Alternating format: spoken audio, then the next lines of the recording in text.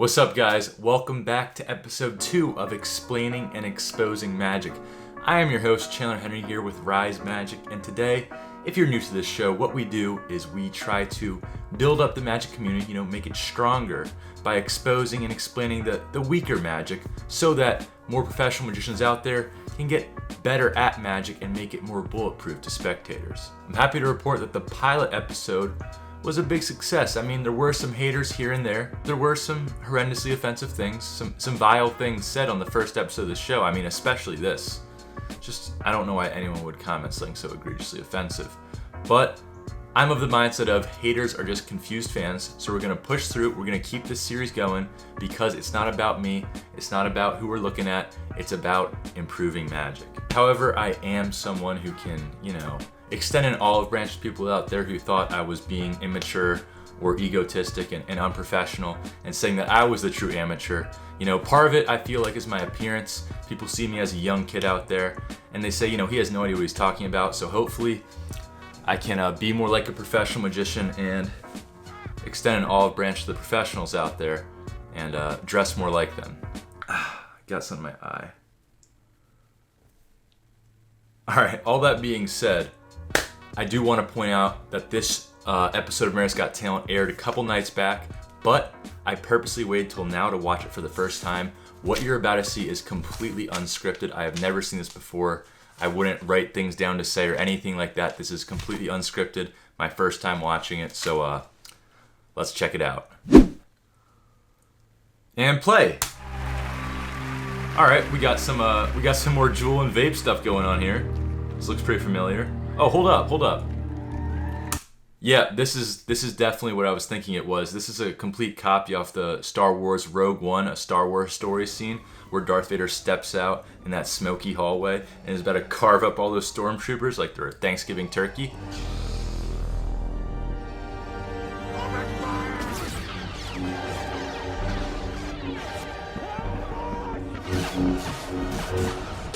So he's definitely, copying some good stuff here. Nothing wrong with taking from other artists like Darth Vader. Let's see what else he's got. Maybe he's about to chop up the rest of the act, you know what I'm saying? All right. I like the dramatic entrance, though. Ooh. The fit is pure. Oh, hold up. Already a huge improvement I just noticed. If you notice and look closely, it seems like the temporary tattoo that Shin Lim got in the pilot episode for the Queen of Spades, it looks like he got it permanent. So I really like the commitment to magic on his end. It really shows that he might be becoming more of a professional. So, I mean, that's not a magic trick, but I thought I'd point it out.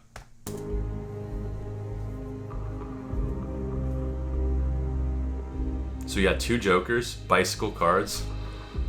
On the pilot I said, you cannot be doing professional magic with bicycle cards. I mean, Shin Lim, if you end up watching this, I can point you to plenty of websites that offer decks of cards that are upwards of $30. And once you get those expensive decks that are really expensive for no reason, exactly the same as bicycle playing cards, that's when I'm really going to start believing that, you're taking this more seriously. It's all about having the ridiculously expensive playing cards. Let's just continue on, though. So we got 2 jokers. And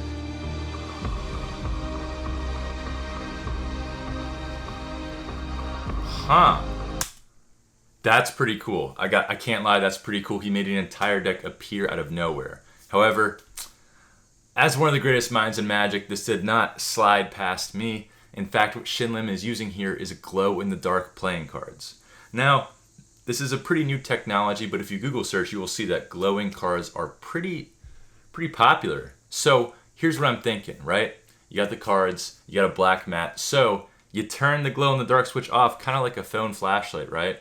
So you bring out your flashlight, bam, right? So when the cards are just sitting on the table, that's the flashlight on, right? The cards are on. But when the cards are off, since it's a black mat, just like my black phone, you're not going to see what's happening on the black mat. Waves his hand over, turn the cards on. Glow-in-the-dark cards, guys. It's a nice gimmick, good idea. I like it a lot, so let's continue on. So he's got a seemingly normal deck of cards. We know they're glowing cards, though. And then bam, you got the 4 aces. How do you do the 4 aces? like I said, glow-in-the-dark playing cards. You know, pretty cool idea. So moving on, he picks up the cards, spreads them out. You know, unfortunately, he's still using bicycles. It's unfortunate.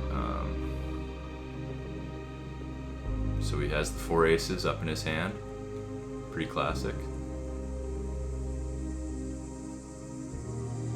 Okay, there's a lot of build-up here.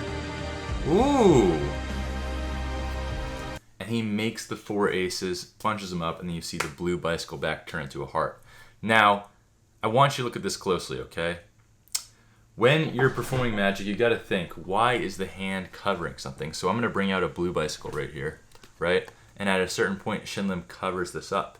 And when he covers it up, just for a millisecond here, it changes from a bicycle back to a heart, right? Now, you have to understand that he probably has something behind his hand right here. In some research, you know, investigating this trick myself because I'm trying to explain and expose it, I'm almost positive, and by almost positive, I'm absolutely positive that he was actually using whiteout. So you can go get any store issue whiteout. Got whiteout right here, whiteout right there. And this is the type of whiteout that when you put it on, something, it leaves the white strip. This one is not working too well. Anyway, you get the point here. So like this one right here, look at that. We got a whiteout thing, and it's got a roll of white tape in there. So what you do is you have this concealed in your hand. You have it concealed in your hand, right? The whiteout. You can get it at any store, like Bic whiteout. And then what he's doing when he waves it over his hand is he's applying the whiteout to the card. Obviously better than how I'm doing it right now, like I said. I'm not doing it best in front of the camera, but I'm sure with like at least 10 seconds of practice I could nail it just like he did. But anyway, he whites out the card, right? And then also in his hand, he has what we call a crown tip. Now, for instance, this is a red crown. I could fashion my own out of this, but at the same time, in one finger he has the whiteout. The other finger he has the crown tip, right? So it's kind of like a setup like that. And then when waving over, not only is he whiting it out, he's also drawing the red heart on there. Now, if you were doing this for real, right, you would draw the red heart. The crown isn't showing up too well. Maybe he used a Sharpie. Same premise, but you just want to break off the tip of the crown, right? If you want to make your own of these. So now you just have the tip of the crown, and you can shove that right in your hand. And then when you wave over the bicycle, it's now a heart. So it's a pretty complicated, you know, trick here. Definitely takes a lot of practice, so I can respect that. Let's move on.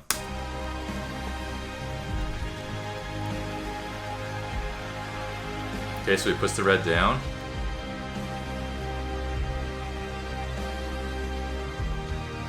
Oh, okay. A lot of good stuff happening right now. First off, you may be wondering, how did he make those cards say I heart? Well, we talked about the heart, the crown tip. The I right there is actually pretty simple. He took a blank playing card. So, for instance, this is a blank playing card. And then he took a Sharpie, okay? And this is where the magic happens, okay? He went like this and did a top horizontal line. Then on the bottom, he did the same, a bottom horizontal line. And then he did a vertical line to connect the two to form the American letter I, which is the 15th letter in the alphabet. So in case you're wondering, that's who did the heart, that's who did the I. Now, the great thing here is that it seems that Shin Lim has finally moved on from bicycle decks and went on and bought a $30 to $40 deck from anyone worldwide. The souvenir deck of cards, very proud of him. Definitely a big step in his professional career. Let's continue on.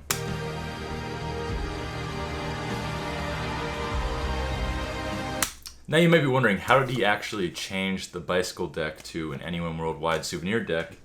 Pretty simple, he did a ribbon spread. I can show you how one is on my arm right now. Get some cardistry going on here. So a ribbon spread, you just spread out the cards like that. And that's how you do it. It's just a ribbon spread. And then if you're good at cardistry, you can catch them all right off the arm spread like that. All right. And I'd also like to point out, this is a great message that he's sending. You know, America's Got Talent is an American competition, obviously by the name. And he's really saying, like, America, I love you, vote for me. Love it. Great showmanship. So he's got a deck of cards. Bam!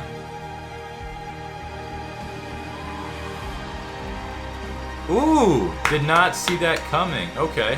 So he took the normal deck of bicycle cards, the Anyone Worldwide deck, and then changed it to, it says America's Got Talent. Now I already showed you how he did the I. He just drew it on with Sharpie.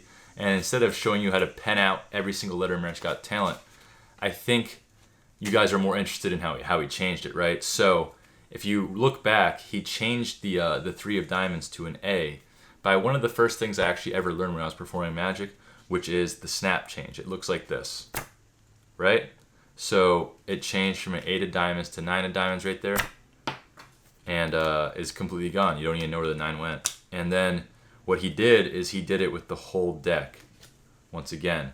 So if you look close before he spreads it and does that change, he's doing the snap change with the whole deck. So picture it like this. This is about half of a deck. You hold it in the same snap change position. Make sure it's all squared up, obviously. And then you just... Like I said, guys, this is my first time watching it. I guarantee you with just at least, 2 milliseconds of practice, I could get that down pretty easily. It's pretty amateur stuff. But that's how we did it. That's how we got the I Heart America's Got Talent. No doubt in my mind. I'm positive.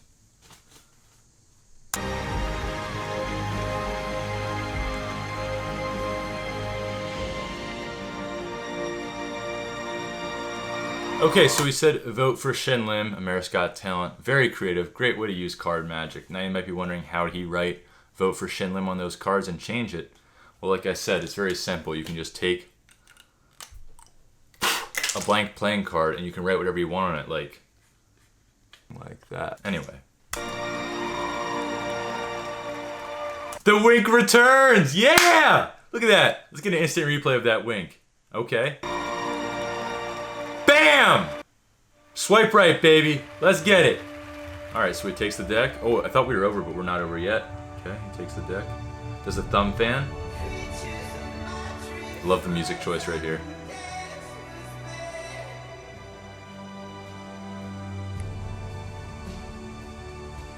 Huh.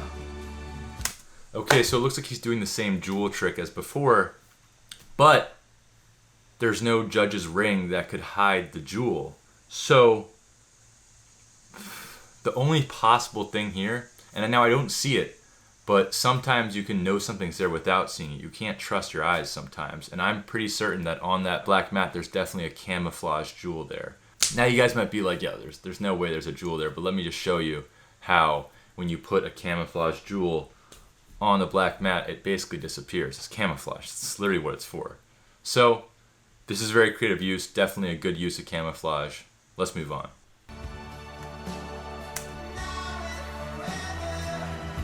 Okay, so the jewel's still doing work right here. Ooh, and then it changes back from the writing to regular aces. And the same on the other deck. This is extremely impressive work here. But it didn't get past me. So like I was showing you guys before, when you can draw on a playing card, I have no doubt what Shin Lim is hiding in his hand there is an eraser, right? So they do make Sharpies nowadays that are erasable. I don't have one, but you can even just see it starting to work on this card. When you use the eraser, you can see that that ink is starting to fade. So if you keep working at it, you're definitely going to get that ink to disappear.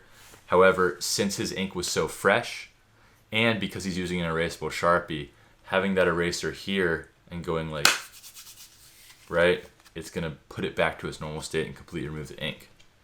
So that was pretty simple, but it looked great. Let's move on.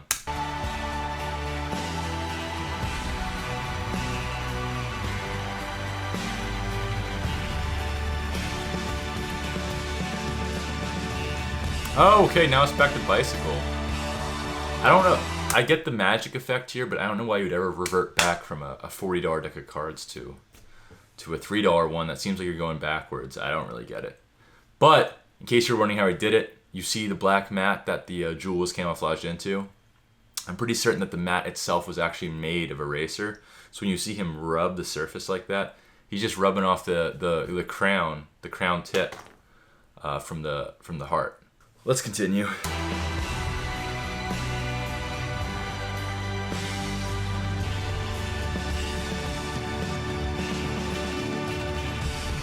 Okay, so he puts the box back on. In case you guys are wondering how he did that.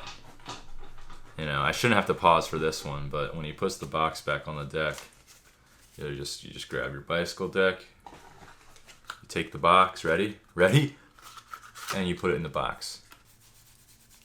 You guys gotta think for yourself sometime, all right? So he takes the box, and now the box is gone. You guys won't believe this. Ready? The box is gone. Okay, moving on. And the card's gone. Okay, so that's actually pretty cool because he's using some visual deception. Can you guys see this playing card? 100% you can. But what if I turn it sideways? I can make it so thin that it looks like I'm holding nothing. I just gotta get the perfect right angle. Perfect, so you can't even, oh, no, there it is. You can't even see the playing card. It's completely invisible. So when he brings the card up, he turns it sideways, so it's invisible, and then throws it away and it's gone. Now, it did throw out towards the judges, but this was mainly done for the viewers at home. They're the ones who are voting, right? Not the judges, so who cares what they think? Okay, so that's the video. I gotta say, Shin Lim, huge improvement over the first act. Not only did you upgrade from a bicycle deck, you got the permanent tattoo, and you kept going with the jewel trick without having the judge be in on it. Massive improvement. Now, for you guys back at home, let me know what you think about Shin Lim. Did he earn your vote with this magic? I mean, I know I explained and exposed everything out there, but still can be pretty impressive to make a crown tip like that and then draw that quickly, in my opinion. So yeah, let me know in the comments below. And if you want me to expose any other magic acts on America's Got Talent, Penn and Teller Fool Us, any other stuff out there, I'm always game because nothing gets past my brain. That hurt quite a bit.